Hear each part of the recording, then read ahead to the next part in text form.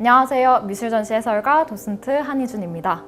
저희가 지난 영상에서는 몽마르트의 작은 거인 툴루즈 로트렉을 만나봤는데요. 오늘은 바로 이 로트렉의 인생 친구이자 영혼의 화가 바로 빈센트 반 고흐를 작품을 통해 만나보도록 하겠습니다. 태양이 타오르는 듯한 샛노란 빛의 해바라기, 바로 빈센트 반 고흐의 대표 작품이죠. 반 고흐는 정말 자신의 작품 속에 그의 영혼, 그 감정까지 다 쏟아냈기 때문에 보는 우리로 하여금 마치 고흐의 감정이 느껴지는 듯한 매력을 가진 작품들입니다.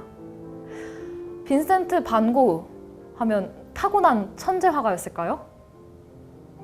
뭔가 고흐 하면 저는 태어났을 때부터 연필부터 잡고 태어났을 것 같은데 생각보다 그는 꽤 늦가기 화가였습니다.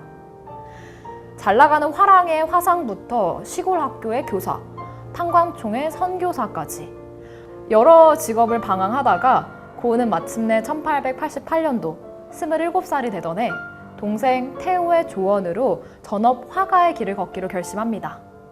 이 이전까지 고흐에게 그림은 그저 취미였는데요. 그림을 본격적으로 그리겠다라고 결심을 하고 나서 한 번도 그림을 제대로 배워본 적이 없었기 때문에 당시 시민들에게 무료로 미술을 가르쳐주던 브뤼셀 미술 아카데미에 들어가서 6개월간 소묘 공부를 합니다. 그래서 이 네덜란드식이 최고의 작품이자 스스로 이제 내가 습작이 아니라 작품을 그리기 시작했다라고 말한 작품이 바로 감자 먹는 사람들인데요. 그런데 이 작품 보시면 저희가 기존에 익숙하게 알고 있던 이 반 고흐의 대표 작품들과는 다소 분위기가 좀 다릅니다. 주로 어두운 색채, 검은색과 갈색 위주로 사용했던 네덜란드식이 초기 고흐의 작품인데요. 고흐는 야심차게 동생 테오에게 이 작품을 보여줬는데 테오는 그림을 보고 좀 잘 그리긴 했는데 한번 형, 내가 있는 파리에 와보지 않을래? 라고 이야기를 합니다. 그 조언을 듣고 고흐는 테오가 있는 파리로 건너가게 되는데요. 파리에 가면서 이제 완전히 새로운 그림을 본격적으로 그리기 시작합니다. 그럼 그의 자화상을 통해서 대표 작품을 만나보겠습니다. 파리에 도착한 지 불과 2년이 지났을 때 고흐의 자화상인데요. 앞서 봤던 감자 먹는 사람들에 비하면 확연히 밝아진 색채가 눈에 띄죠. 고흐는 이렇게 유독 다른 화가들에 비해 자신의 자화상을 많이 그린 화가로도 알려져 있습니다. 근데 사실 여기에는요, 고흐는 정말 가난했기 때문에 그 모델들에게 돈을 줄 돈도 없어서 자기 자신을 스스로 모델로 그의 화법을 연습했던 짠내나는 사연이 있다고 하는데요. 고흐가 처음 파리에 갔던 1886년도, 당시 프랑스에서는 이미 인상주의가 정말 인정을 받고 많은 대중들에게 또 사랑을 받던 시기였습니다. 이 속에서 고흐는 화랑 일을 하던 동생 테오를 통해 인상파 화가들을 만나고 그 그림들을 보고 화법을 받아들이며 이제부터 화사한 자신의 그림을 그리기 시작합니다. 완전히 이 색채에 빠져들기 시작한 건데요. 그런데 사실 고흐가 인상파 화가들을 만나긴 했지만 다소 예민한 성격의 소유자였기 때문에 친구가 그리 많진 않았습니다. 그런 예민한 성격의 소유자 고흐를 유일하게 이해해주고 품어줬던 친구가 바로 툴루즈 로트렉인데요. 두 사람은 파리에 같은 화실 출신의 견습생이었습니다. 같이 공부를 하던 시절부터 만나서 무언가 성격적으로도 그리고 그림, 예술적으로도 통했기 때문에 친구가 되었고요. 또 한편으로는 둘 다 술을 굉장히 좋아하는 애주가였기 때문에 술친구 역할을 하기도 합니다.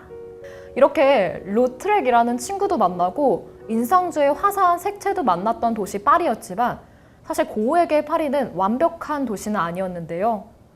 영국 못지않게 우중충한 날씨와 그리고 커다란 도시에서 제각기 바삐 움직이는 사람들 사이에서 고흐는 좀 특히 겨울만 되면 무기력함에 빠집니다.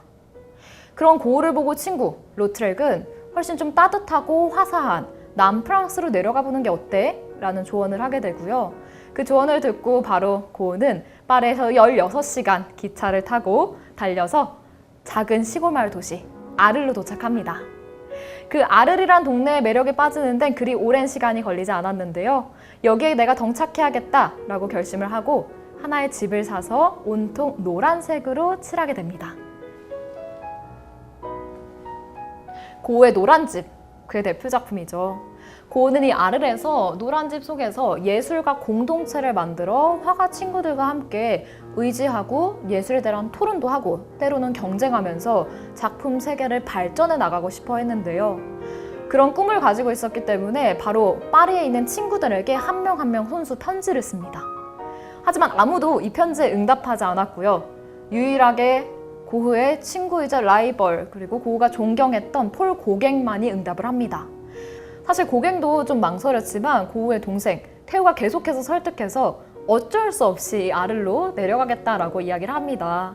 근데 고갱이 아를로 내려간다는 소식을 들은 고흐는 너무 설레는 마음에 이 노란 집 내부를 꾸미고자 또 다시 한번 그림을 그리기 시작하는데요. 그게 바로 고흐의 해바라기입니다. 고흐는 고갱을 기다리며 아르의 방 안에서 이 해바라기 연작 시리즈 총 12점의 작품으로 완성을 하게 되는데요. 하지만 이 설레는 마음도 잠시 고흐와 고갱, 너무나도 개성 강한 두 화가의 동거는 끝내 파국으로 이르게 됩니다. 그리고 고흐는 결국 자신의 귀를 스스로 잘라버리는 사건까지 이르게 되는데요.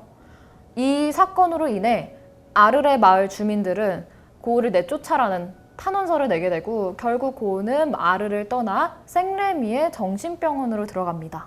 하지만 고흐는 이 생레미의 정신병원 안에서도 참 힘든 상황이었지만 계속해서 자신의 걸작을 그려나가는데요.